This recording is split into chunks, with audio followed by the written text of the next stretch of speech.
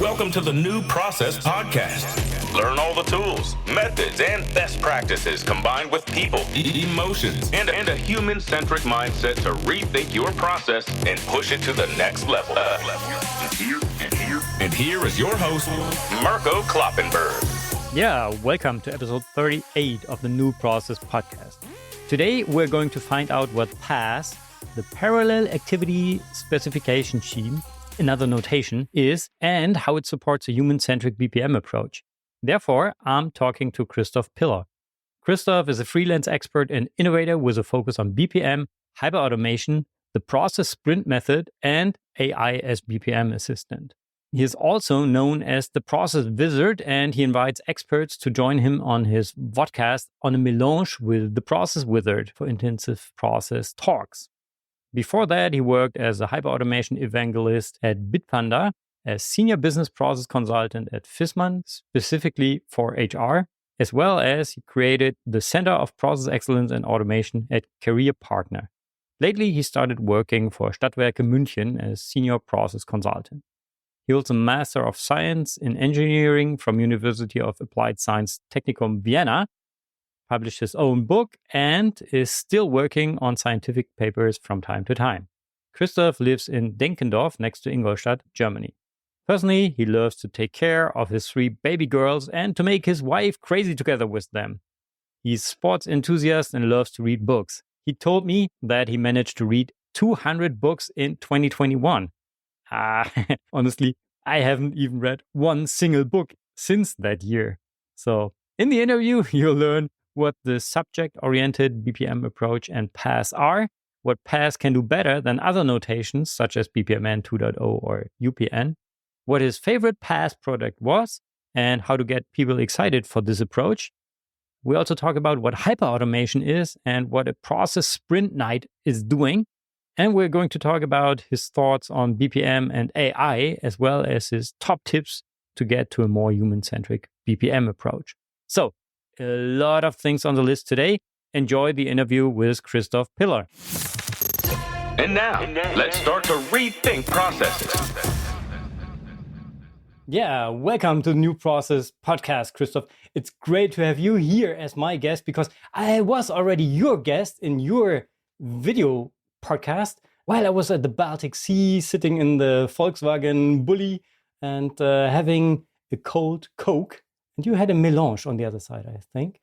So, Christoph, it's great to have the process wizard in the New Process Podcast. So, welcome, Christoph. Hello, Mirko. It's also great for me to be in your podcast. So it's a real pleasure for me being your guest today.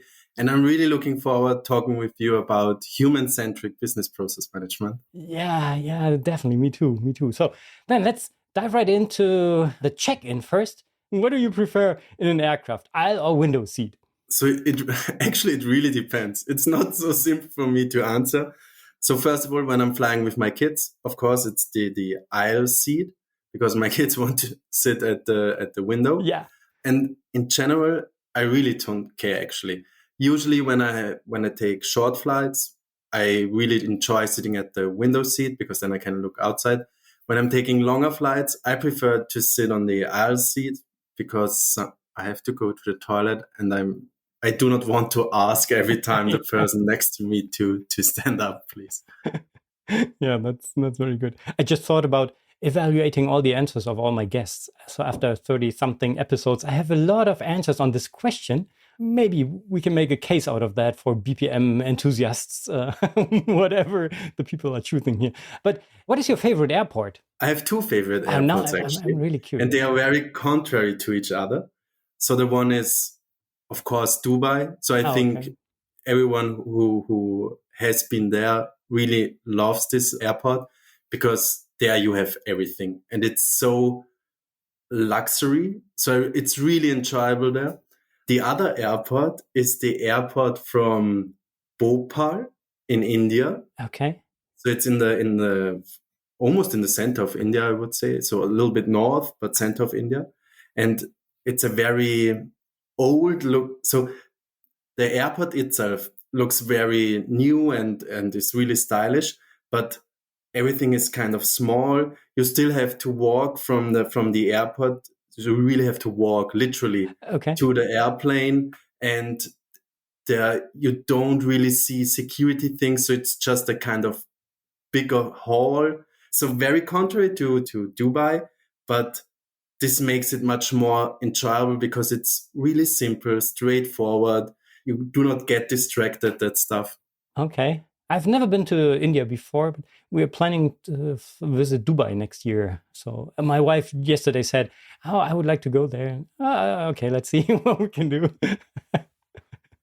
So very good. And what was the best process you have ever experienced? So actually the best process I ever experienced was, and I think also will be sometimes in the future, the Amazon support process. So for B2C customers. Okay. Because I can remember the first time I waited for a book and it didn't arrive. And then they really have given me on the homepage a very simple step-by-step explanation, what I have to do, what I have to look for, etc. And after I've done this, and it was really simple, straightforward. And after I've done this, I had still no solution. And then they gave me a phone number to call. And I called there, and everything was solved within, I don't know, 45 seconds. Okay. And so enjoyable. The person on the other side of the phone was so nice, so kind to me. For me, the perfect customer support process ever. Okay. I mean, I don't know how it looks in the background. Yeah. But for me as customer, it felt amazing. And I think that's one of the most important points when it's about processes. Absolutely. So how would you describe your relationship to processes? So processes is my business vocation, kind of. And so it's my absolute passion, actually. So I love working in this area. I love working with process management. I love working together with people on process management projects. So I would say my relationship is a kind of soulmate relationship. So if processes would have one soul, it would definitely be my soulmate. That's super cool. Oh yeah, I'm quite similar to that, so I can feel you. That's great. And as I already said before we started the recording, yesterday I changed the tires on my car. And while doing that, I listened to one of my favorite podcasts, What's Your Baseline podcast. And there was a guest, and this guest was you. And you were talking about subject-oriented business process management, right? Maybe you can briefly tell the people in a few seconds what that's about. But I think if you have listened as a listener already to the What's Your Baseline episode, then this is the perfect follow-up. If you haven't listened to the What's Your Baseline podcast before, maybe, Christoph, can you give a very brief overview what S-BPM is about? Of course. So in general, business process management, to say it very simple, you just look at what is done and how we can do it better or more efficient. And subject-oriented business process management is the business process management where we do not ask, firstly, what must be done, but rather who must do what. Okay. So we really start focusing on the who, on the subject, and not on the what, on the predicate. Because at the end of the day, as we talk with each other, we use the general sentence structure, which also consists first of the subject, then the predicate, and then the object. Yeah. Okay. Yeah, and that's super fascinating, because when I'm doing process modeler trainings, I always talk about when you start mapping a process, there are two ways to start. The first way would be, what's the first activity? Yeah, and then talk about the activities first. Or the second way would be, what are the roles involved? So what are the subjects of the process? And that's why I really love this approach, to talk about the people in the end first, and then about the activities a little bit later. And today we want to deep dive into PASS. So for those who haven't heard about PASS before, what does this abbreviation PASS stand for? PASS stands for parallel activity specification scheme. Why? Because when the founders of S-BPM thought about the name for the modeling notation, because PASS is the modeling notation of S-BPM, they said, okay, we have a scheme here with which we specify activities which run parallel. So they said, okay, just let's turn it around, because then we would have a really cool abbreviation.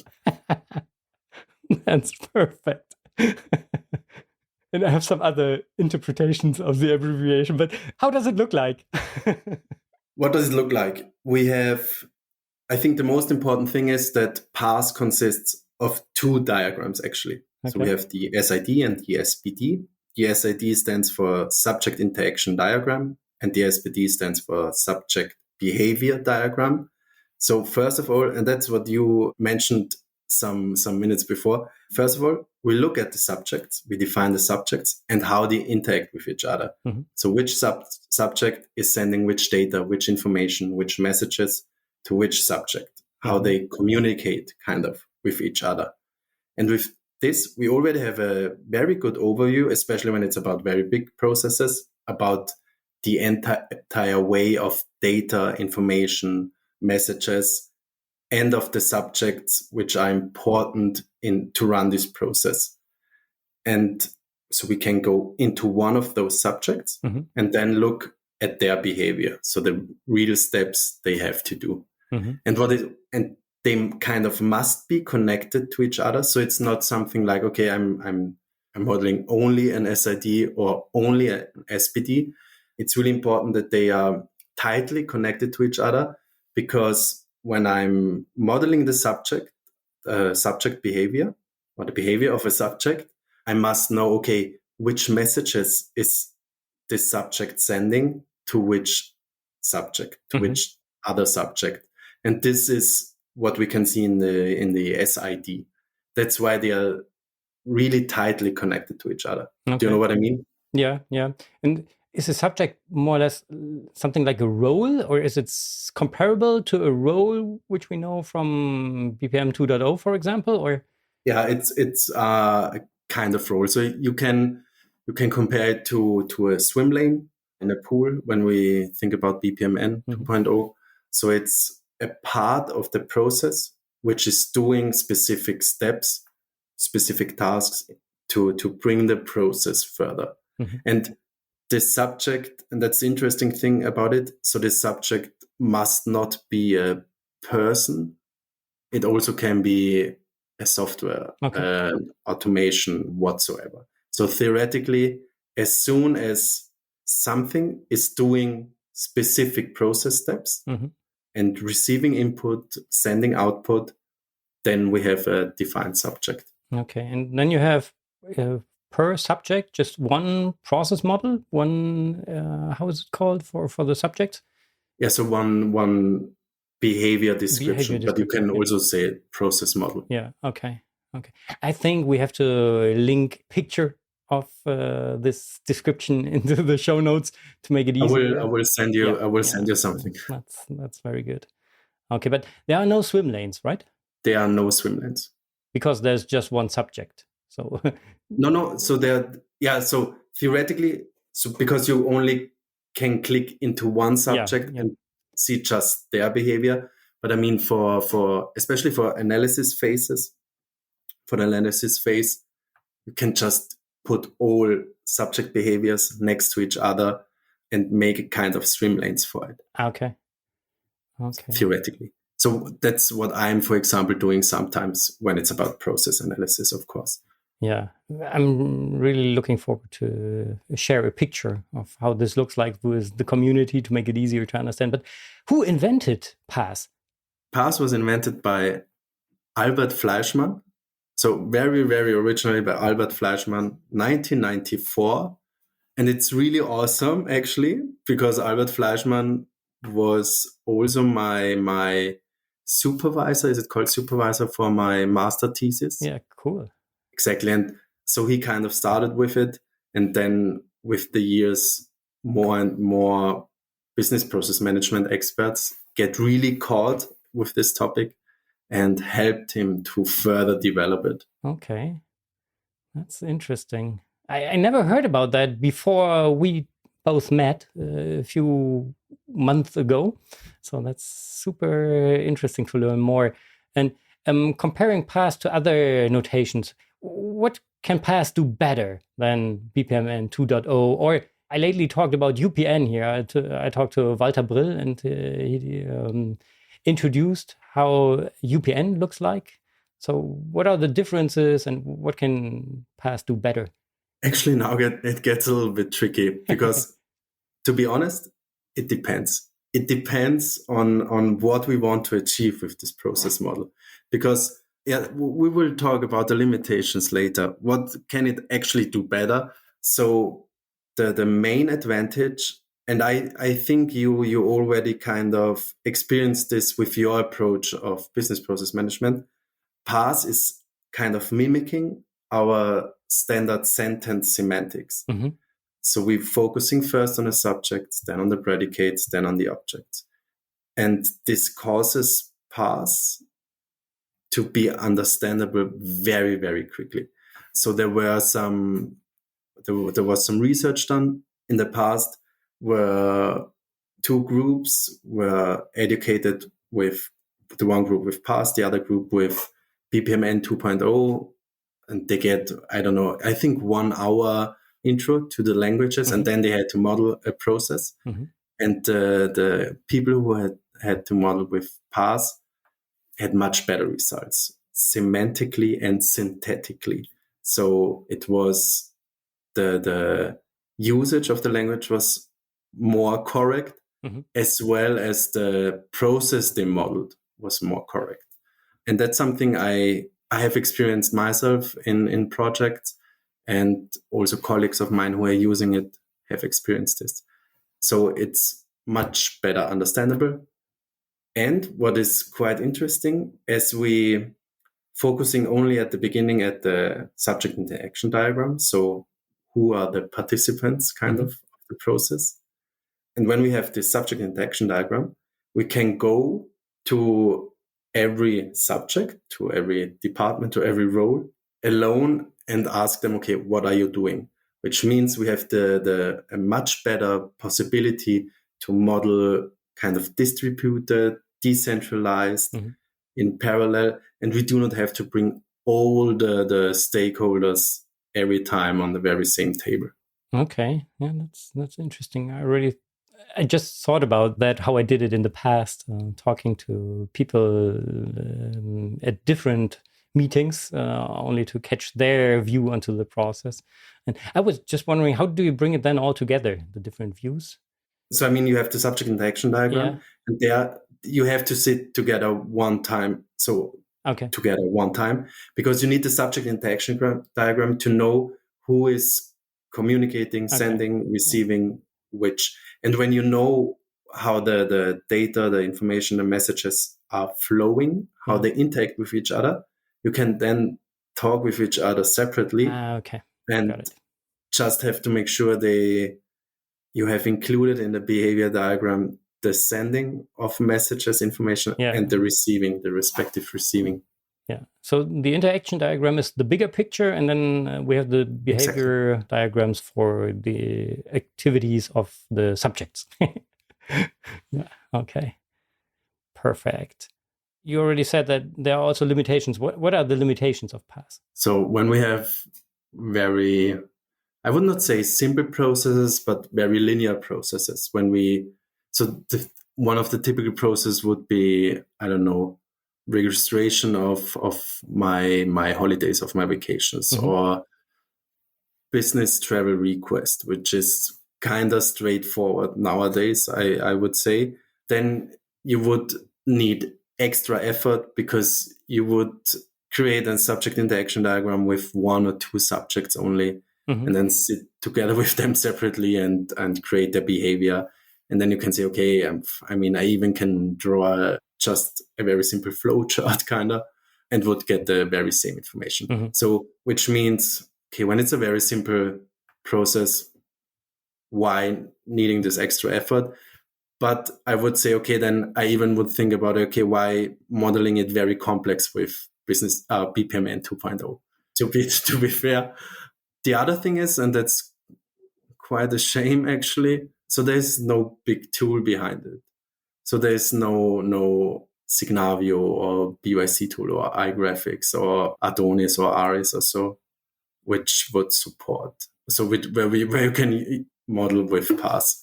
Okay, not even Aris.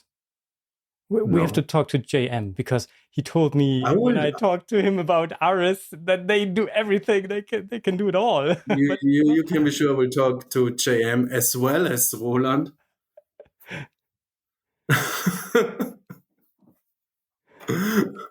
Okay, so but is there? How do I do it? Just on paper, or is there a tool available? No.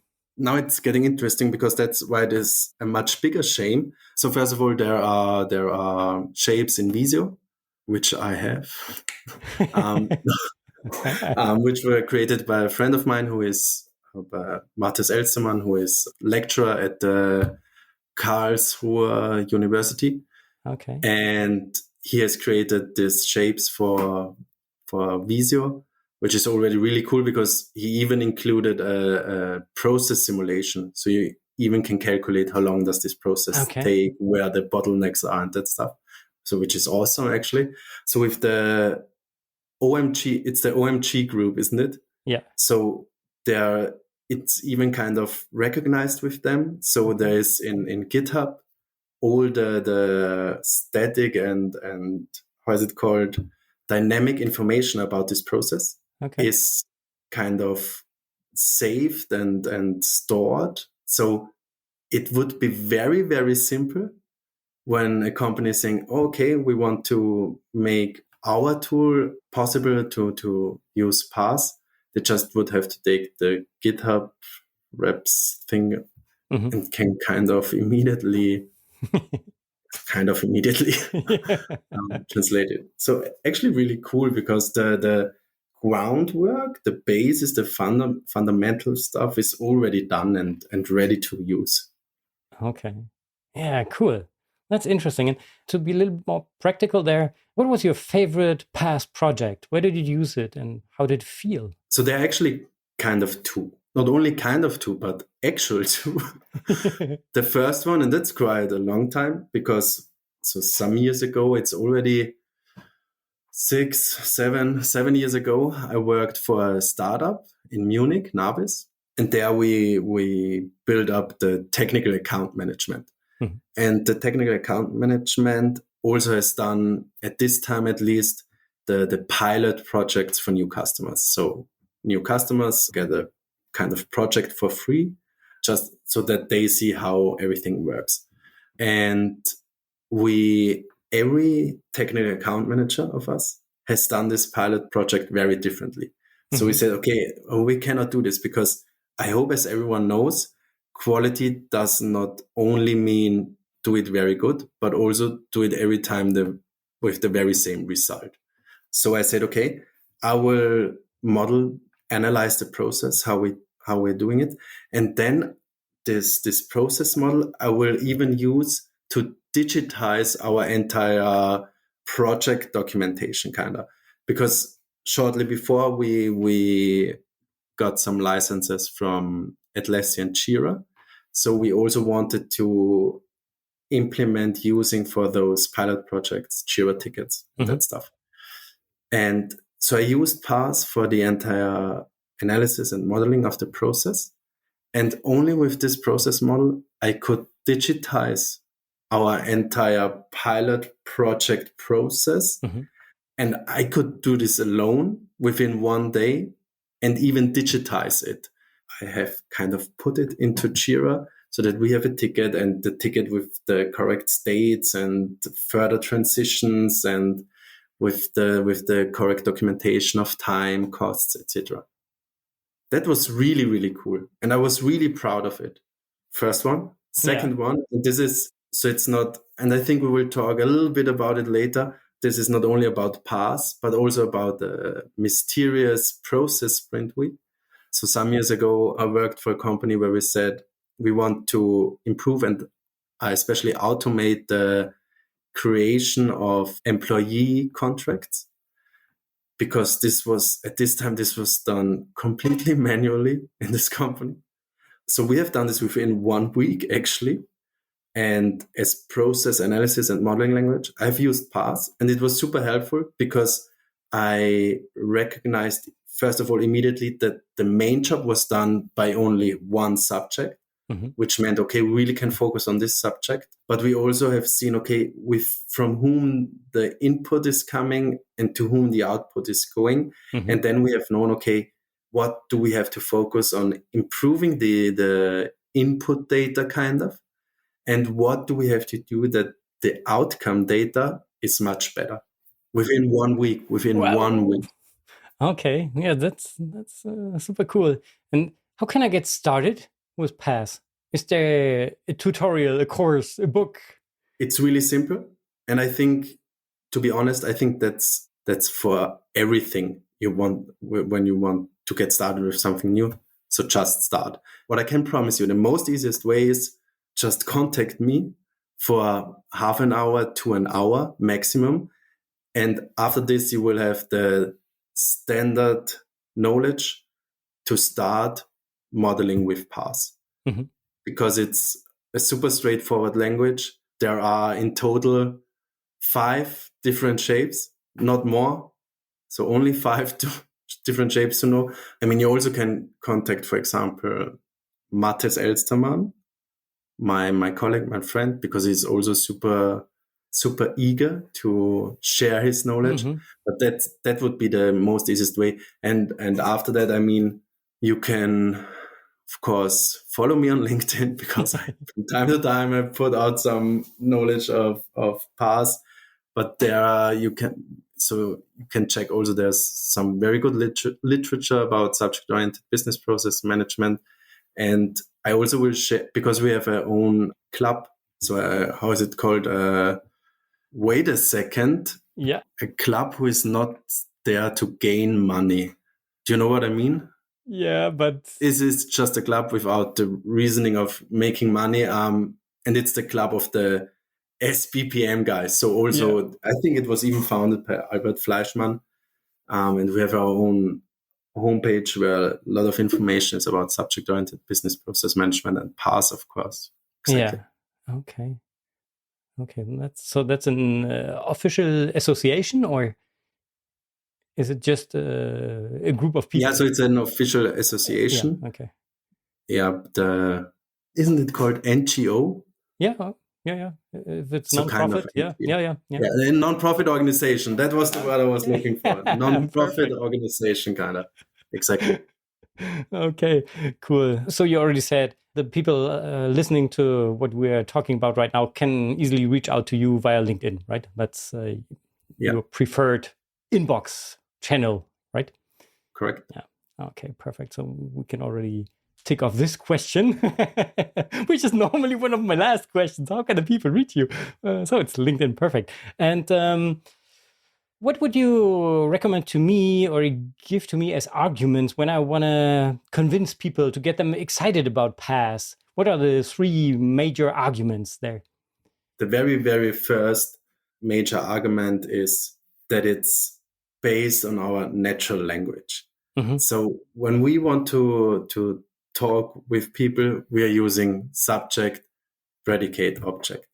So then why we are using predicate or sometimes object first with process modeling, in the process modeling notation, when we want to make the process understandable for people? Doesn't it make sense to also use subject, predicate, object? Because then kind of everyone is able to understand it very, very quickly. Yeah. The other thing is that the challenge kind of and I mean now the challenge for all the people in your company to start with process management, to take over the role of process owner, to think about their own process is much lower, because suddenly the tool with which I can model processes and analyze process is much easier to learn. It's much better understandable. And it's not this, I have a big BPMN 2.0 model in front of me and I think, oh, what's going on here? This is the process I'm doing. I do not understand anything, kind of. Okay, cool. Thanks for these arguments there.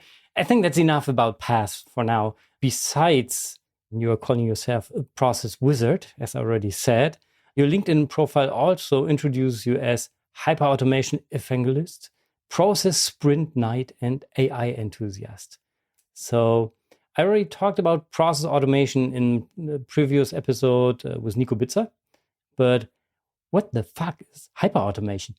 So the proper definition is hyperautomation looks at the automation of business processes from a holistic perspective. Okay. What does this mean?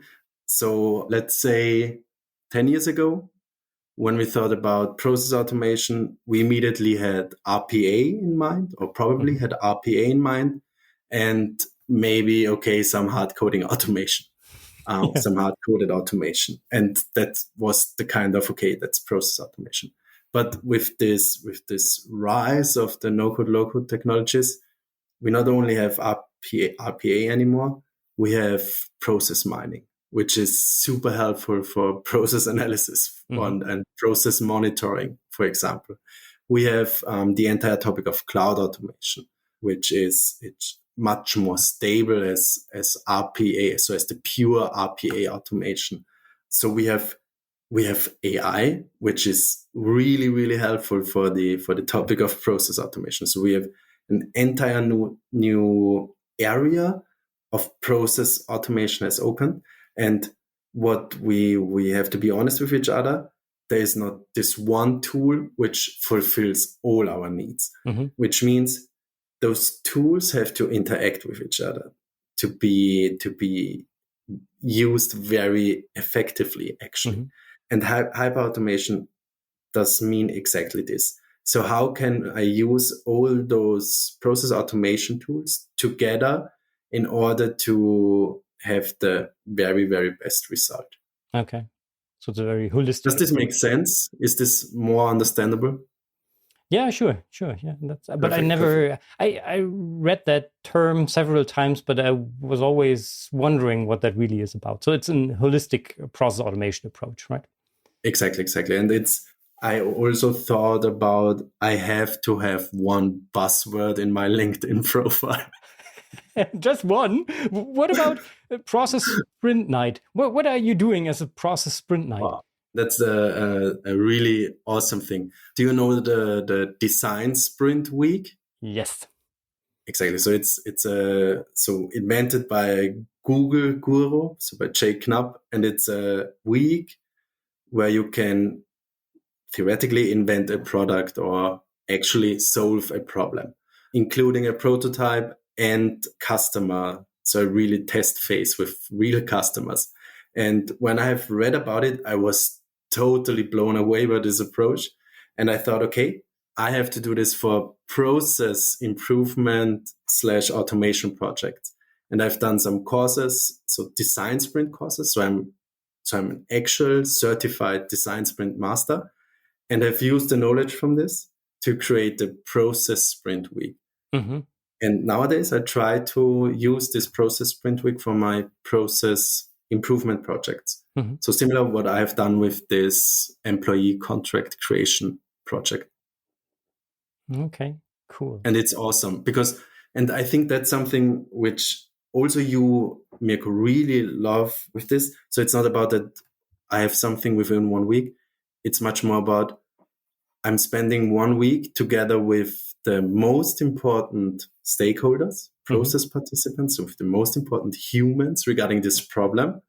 And they really feel heard. They really contribute to creating the solution, to solving this problem. And so regarding change management, it's awesome. Yeah. It's so helpful. Yeah, I can imagine. And just by using this term to invite the people to this process sprint and say, okay, we are coming together and we are doing something in just a few days and there will be a result and let's do it. That can be very motivating, I guess. Yeah, totally. Yeah. Okay, cool. For sure, we could do a whole episode on this to deep dive into how really implement these projects. But there was another buzzword like AI enthusiast in your headline. You already mentioned AI when you talked about hyper-automation. What are your predictions for the application of artificial intelligence in the area of business process management? I have two predictions, a short-term and a long-term prediction. My short-term prediction is that AI will be used as an assistant, for the business process manager, as, for example, or to gather, for example, more knowledge about a process. So a typical assistant, what is AI currently already doing in all the other areas? Mm-hmm. Because AI is mainly an assistant currently. And there I have good news, maybe, probably. Currently, I'm working on a scientific paper where I'm looking into the perfect master prompt to get a proper benchmark process of the process you're currently analyzing. Yeah. So I'm kind of surprised that it is not used a lot currently, so that only few business process managers using it that way. But I'm pretty sure in, I don't know, half a year late, at the latest 1 year, AI will be used for business process manager exactly for this, for such things, to gather more knowledge about a process. Because that's awesome, because you do not have to interview your network to get infos about a process actually in general. In long term, I think modeling of process will be done by AI completely. Mm-hmm. So I think there will be no need anymore for process modelers. I think also the automation of a process. So when the process is modeled, the automation of process steps will be done almost entirely automatically. So there will be only 2 to 3 experts who really looking into this. So as a kind of final quality check, I think. And also the topic of forecasting. So when it's about, okay, how do we have to change our process? How do we have use the resources in the process in the next few months, will be predicted, or at least kind of suggestions will come from AI, which will be then investigated. There, I think this will be the future of AI in the area of BPM, whereby BPM manager will be needed then to use the AI technology in a way that I nevertheless can create a USP. Mm-hmm. So I think all the support processes where you just want them to run as efficient as possible, that you can save money with this process, kind of, mm-hmm. or in this process, in this process. So there you can say, okay, AI, tell me what to do, and we will do it that way, kind of. But for my core processes, where my USP kind of lies, there a good BPM manager will use AI to create the best USP. Do you know what I mean? Yeah, absolutely. Yeah. I'm thinking into the same direction. And I already thought about setting up a deep dive episode on this, especially this topic, how AI will support BPM in the future and how this can be developed. I already talked about that with Benjamin Durant a few episodes ago. And in the meantime, I learned a lot myself about ChatGPT and so on. And I'm super curious to dive deeper into that topic, but not today. And looking onto the calendar, on the date we are releasing this, at least we're planning to go live on the 25th of October. So this is week 2 after we announced the date for the new process conference, which will take place in Seeheim, which is south of Frankfurt in Germany, next year in April. It's the 17th and 18th of April, 2024. So you have to be there. We have to discuss this. And we are not yet finished with the agenda, but in my opinion, this has to be on the agenda. So we have to dive deeper into that topic, not because it's right now bullshit bingo topic or buzzword AI, because it's absolute relevant for us BPM guys, I interesting. And this will be on the agenda for sure. And hopefully you will be there as well. So let's see where we can go deeper into that topic. So thank you for your predictions so far. So, I'm doing a lot of research on how to get people excited about processes and how to get to a more human-centric BPM approach. With all your experience, what are your top 3 recommendations to get to a more human-centric BPM approach? I think, first of all, and now it gets quite interesting because I'm using now the steps I went through to also get to a much more human-centric BPM approach. And that's something we talked a lot about, Mirko, and that's, I also think, how we kind of connected the human-centric BPM approach and the subject-oriented business process management approach. They are very, very similar. Yeah. So I also love of course, the human-centric approach. And I think that the very first thing, which is so important and which is then really, really exciting, we have to leave our comfort zone in which we're currently sitting and really start dealing with human-centric topics. And this in very general. So we have to look into design thinking. Design thinking is amazing when it's about human-centric stuff, actually. Mm-hmm. We have to think about leadership topics from Simon Sinek, for example, or read some books from John Strzelecki, and they write awesome stuff. And so this is the kind of first step to go outside our comfort zone and get to know, okay, what does human-centric actually mean? When we have done this, we have to get to know, in very general, human-centric BPM approaches. Mm-hmm. So like your stuff, the new processes, or read some books about S-BPM. So just to get the feeling, okay, I know about the standard BPM approach, but what is it about new processes? What is it about S-BPM? And how does this connect to the human-centric topics in general, like design thinking, leadership techniques, etc.? Mm-hmm. And when I have done this, then I just can start modeling processes, and I immediately recognize, okay, it's really not about just drawing what is step 1, what is step 2, what is step 3, etc. But it's really about, okay, hey, who is doing this? From whom I get messages, to whom I have to send my output, that stuff. And I think that, in my opinion, that is the most correct and most exciting approach to this topic. Mm-hmm. Okay, cool. Thank you for your recommendation there. We already talked about how the people can reach you. So your favorite inbox channel is LinkedIn. Yeah, but okay, just to be very complete. Yeah. I'm also on Twitter as Process Wizard. Yeah. On X. Sorry? On X. Sorry, on X. I'm also on TikTok as Process Wizard. Really? Doing process dance? Kinda. Yeah, okay. And of course on YouTube, because my video podcast runs on YouTube. Yeah. Okay, that's good. I think I have to look on TikTok for the process wizard now. No, that's cool. Oh, yeah.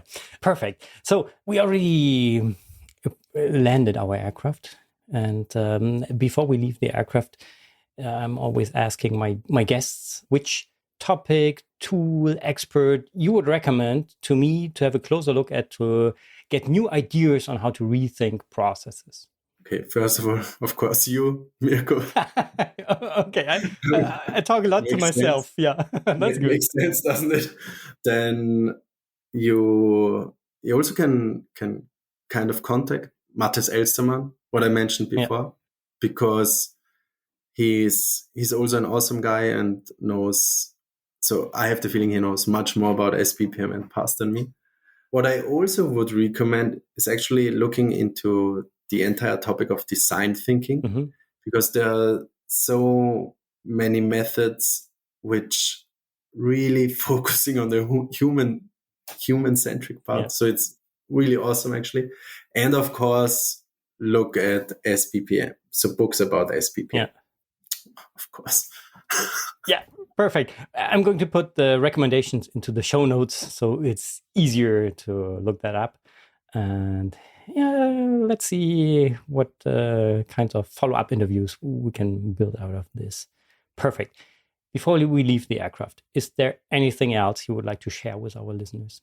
The one thing I really want to share is that, Mirko, I'm really, really thankful that you are giving me the chance to present my process love topic, S-BPM and PASS, here in your podcast.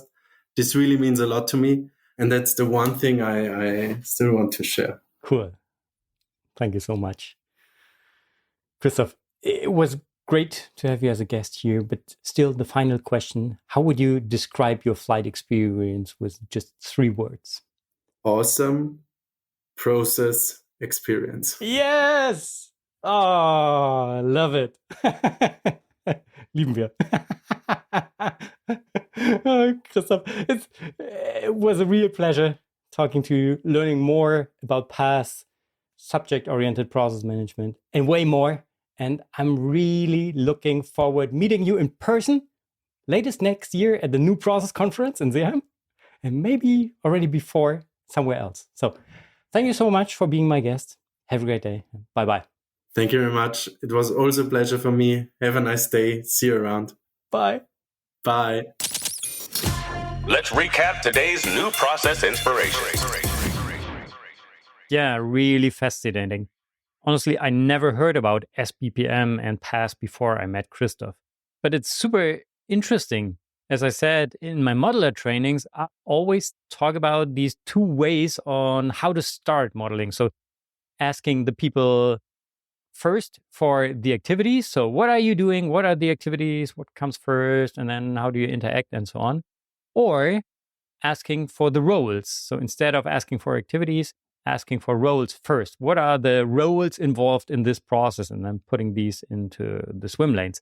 But I was not really aware of the power of asking for the roles, the subjects first.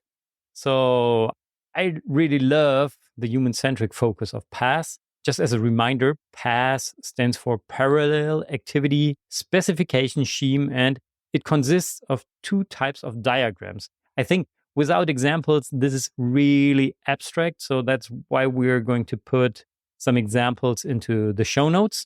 You definitely have to look it up. But just to recap that, there are 2 different types. The first type of diagram is the so-called subject interaction diagram, SID.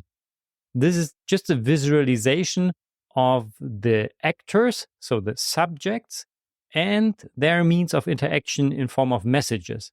So you can imagine you have a picture where you have a box for one actor and a box for another, and there is then an arrow in between which visualizes the message which flows from one actor or from one subject to the other. So that's the subject interaction diagram. And then for each and every subject, there is a so-called subject behavior diagram, the SBD, which describes the individual behavior of that specific subject. So describing the internal actions as well as the order and conditions of sending and receiving messages. So it definitely makes sense. You just have to look at the example which we link into the show notes. That will make it easier to understand. I find it super fascinating, this approach. If you want to get to the show notes, just go to newprocesslab.com/episode 38. In the next episode, we'll have a deep dive into a practical application of process automation. I think probably one of the largest project teams in a German company, which is working on process automation in that company. This is going to be really fascinating for newbies as well as for experienced BPM enthusiasts. So don't miss the next episode. But for now, thank you very much for listening. Have a great day. Bye-bye and auf Wiedersehen. You've been listening to the New Process Podcast. Make sure to subscribe so you don't miss the next episode for more tools, methods, and best practices to rethink your process and push it to the next level. Thank you for listening. Before you leave, are you already subscribed to the New Process Update? That's my newsletter in which I share all the important things going on to rethink processes. So If you want to receive the latest news on the podcast episodes, the upcoming New Process conference, as well as some other cool things in the pipeline that I can't talk about yet, then just subscribe to the New Process Update by going to newprocesslab.com/update. Thank you very much. Bye-bye.